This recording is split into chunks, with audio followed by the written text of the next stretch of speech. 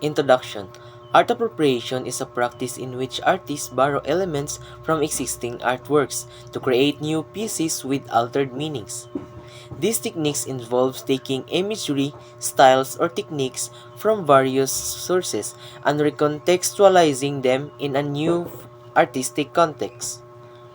Art appropriation challenges notions of originality and authorship in the art world by questioning the boundaries of creativity and ownership. The art forms that can be appropriated are paintings, sculpture, music, dances, literary pieces, and functional arts. So in paintings, one of the famous example of appropriation in paintings is Andy Warhol's Campbell Soup Can series. In sculpture, Marcel Duchamp's fountain is a well-known example of appropriated sculpture. So in music, many hip-hop songs sampled melodies or beats from older songs. For example, kay katong kang Kanye West Gold Digger. So in dancing, the Harlem Shake dance craze that went viral in 2013 involved people dancing to a specific electronic track while the dance itself wasn't original. In literary pieces, Wide Sargasso Sea by Jean Rhys is an example of a literary work that appropriates characters. In functional arts.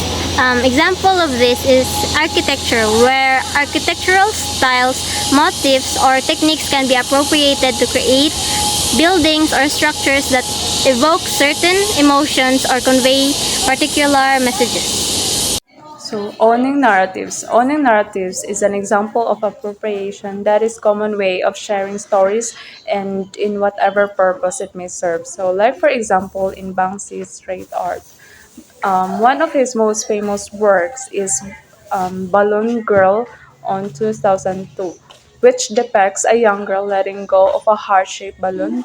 The image symbolizes of lost innocence and hope. So, Banksy uses his art to document the times and comment on contemporary issues, owning a narrative to share stories and make social and political commentary. Object appropriation within the realm of cultural heritage manifests when tangible artifacts like sculptures or paintings are transferred from one cultural group to another. This process often involves the relocation or removal of significant cultural relics. An iconic example is the removal of Parthenon friezes by Lord Elgin, which is frequently cited as a prime instance of object appropriation. Another example is the transfer of North American totem pole to a European museum. Content appropriation in art refers to practice of artists using pre-existing objects or images in their art with little transformation of original.